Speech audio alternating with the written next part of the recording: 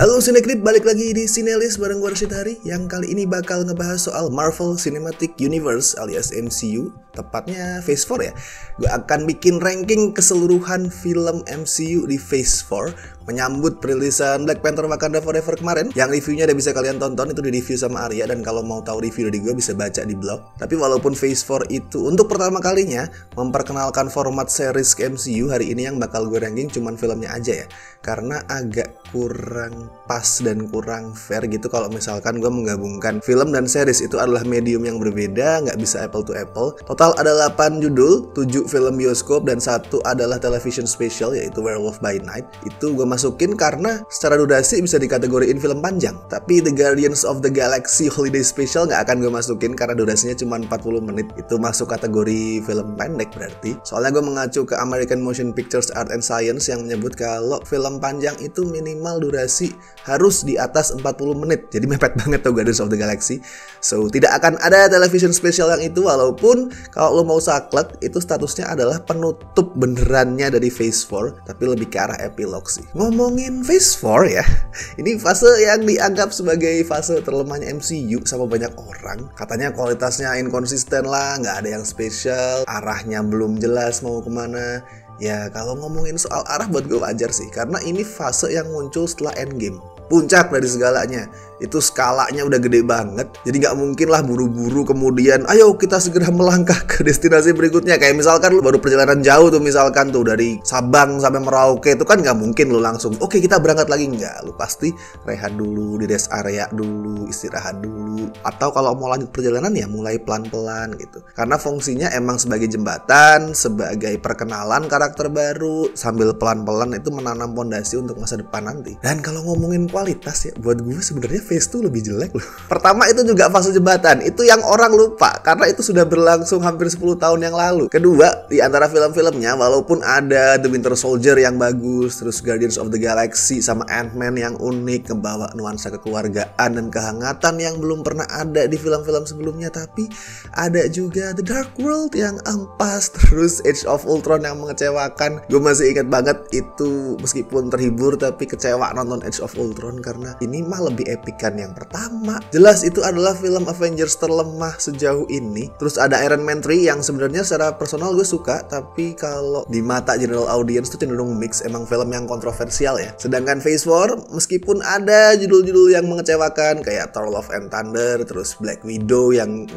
Phase 2 banget sebenarnya, tapi secara keseluruhan tuh punya keunikan-keunikan, punya eksplorasi genre, referensi dan tribute yang sebelum ini belum pernah ada di MCU. Keunikan seperti apa? Let's go, kita bahas satu persatu ranking untuk Phase 4-nya MCU. Nomor 8 ada Black Widow. Ini adalah pembukanya Phase 4. Definitely not a bad movie, masih entertaining, dan jasa terbesarnya adalah memperkenalkan Florence Pugh ke MCU. Tapi kayak gue bilang tadi, Black Widow ini Phase 2 banget, dalam arti stylenya baik di action, di plot, atau humor itu kerasa normal, main aman, generik. Nomor 7 adalah Thor Love and Thunder. Yeah, I know many people hate this movie. Gue mengakui sih ini penurunan jauh kalau dibandingin Ragnarok. Jelas kalau Ragnarok itu dibuat untuk mendobrak formula, semacam pemberontakan terhadap aturan gitu, rebel lah istilahnya. Kalau Love and Thunder ini kayak usaha desperate buat mengulangi sihir magic yang sama, tapi memang terkesan maksa, kayak berusaha keras buat jadi Ragnarok tapi jadi gak ikhlas, makanya jadi gak natural. Tapi masih fun sih buat gue, mungkin karena gue cocok sama gaya komedi semaunya sendiri yang tolol dari Taika Waititi ya. Dan ada Natalie Portman yang keren, terus Tessa Thompson yang karismatik, dan Christian Bale of course sebagai Gore juga bagus. Nomor 6 ada Werewolf by Night. Nggak akan terlalu panjang gue ngebahas ini karena udah gue bikin video reviewnya sendiri,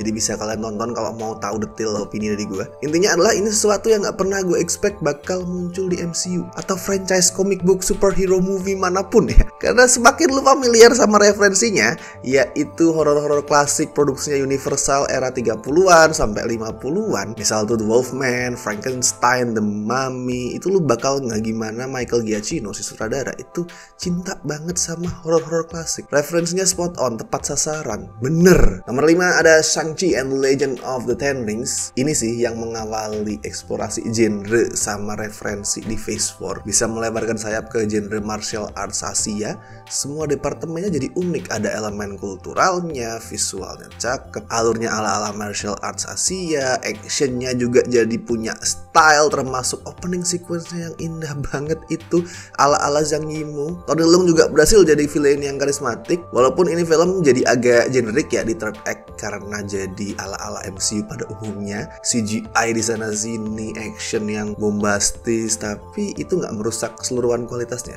Nomor 4 adalah Eternals. Nah, ini gue yakin pilihan kontroversial nih. The lowest rated MCU di Rotten Tomatoes sampai saat ini, but I love this movie. Ini gue suka banget. Ini film MCU yang paling deket kerana art house, mempertanyakan soal eksistensi dibarengin sama sensitivitas dan actingnya Chloe Zhao. Bukan cuma indah di visual ya, tapi cerita yang disampaikan tuh juga indah.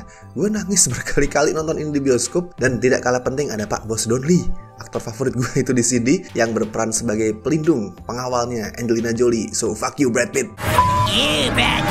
Nomor 3, Doctor Strange in the Multiverse of Madness. Ini film yang dapat reputasi kurang oke bukan karena kualitas filmnya sendiri, tapi karena ekspektasi penonton yang tidak tepat. Gara-gara No Way Home jadi banyak orang yang berharap cameo segila mungkin. Mungkin kayak misalkan Wolverine, Deadpool, atau siapa gitu, atau Batman masuk di sini. Jadi kayak banyak ekspektasi yang terlalu jauh. Padahal ya buat gue kalau urusan cameo nih, adanya Patrick Stewart sebagai Charles Xavier, terus Illuminati yang lain tuh udah cukup bagus. Dan banyak juga yang salah nangkap judulnya. Ingat, ini film judulnya Multiverse of Madness, bukan Multiverse Madness atau Madness of Multiverse. Beda loh itu. Madness di sini adalah madness-nya Scarlet Witch, kegilaannya Scarlet Witch yang kemudian membentuk multiverse itu.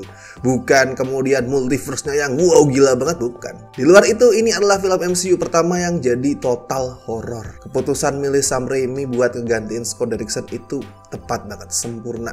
Nggak setengah-setengah masukin horornya. Gue tidak pernah menduga kalau bakal ngelihat Scarlet Witch keluar dari cermin dengan gaya ala-ala Sadako ngerangak dari sumur itu brilian. Oke, tinggal 2 film lagi. Lo tahu apa yang belum gue mention, dan masuk kedua teratas ini sebenarnya gue agak bingung. Bukan agak, sangat bingung. Karena sama-sama suka sama kedua filmnya, dan mereka ini punya jenis kekerenan yang beda sesuai dengan tujuan masing-masing. Kalau misalkan boleh, gue mau menempatkan mereka sama-sama di posisi 1, tapi karena harus gue pilih, so baiklah kalau begitu. Nomor 2 gue pilih Spider-Man No Way Home. Ini nggak perlu juga gue bahas panjang lebar ya. Film yang mengangkat standar crossover ke tingkat yang lebih tinggi. Avengers tahun 2012 did the impossible. Avengers Endgame did the more impossible thing. No Way Home did the most impossible thing. Ya kalau dari urusan jumlah karakternya jelas lebih banyak Endgame ya. Tapi kalau dari sesusah apa crossover ini bisa terjadi, ya lebih susah No Way Home. Karena Endgame kan semuanya adalah propertinya MCU, sedangkan No Way Home nggak. Beda franchise, beda pemilik, beda properti, beda perusahaan.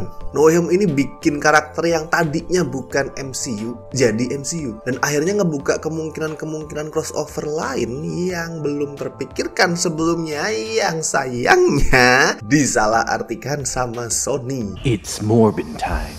Dan of course nomor 1-nya adalah Black Panther Wakanda Forever. Ya, film terbaru MCU ini buat gue juga adalah film terbaik di Phase 4. Bahkan gak cuma Phase 4 ya. Kalau gue disuruh ranking semua film MCU, mungkin gue bilang mungkin ya, mungkin Wakanda Forever ini bakal masuk top 5. Belum tahu, belum gue pikirkan lebih jauh. Cuman sekilas gue memikirkan itu, oke, kayaknya masuk top 5. Tragedi dunia nyata, meninggalnya Chadwick Boseman itu berhasil diimplementasikan ke alurnya dengan baik. Ngasih tontonan slow burn yang sensitif, yang emosional, yang gak ikut pakem-pakem yang udah ada di film superhero lain. Gak ada film atau franchise MCU lain yang karakternya, semua karakternya ya gue bilang ya, bukan protagonisnya aja, bukan tokoh utamanya aja, tapi semua karakternya sampai ke supporting itu sematang franchise Black Panther. Semua karakternya dimanusiakan, termasuk Okoye sama Mbaku tuh. Gue yakin mereka berdua ini kalau di franchise lain tuh cuman bakal jadi preman tukang pukul aja udah. Begitu film kelar, gue kenal sama semua karakternya, gue peduli sama mereka. mereka. Dan kalau ngomongin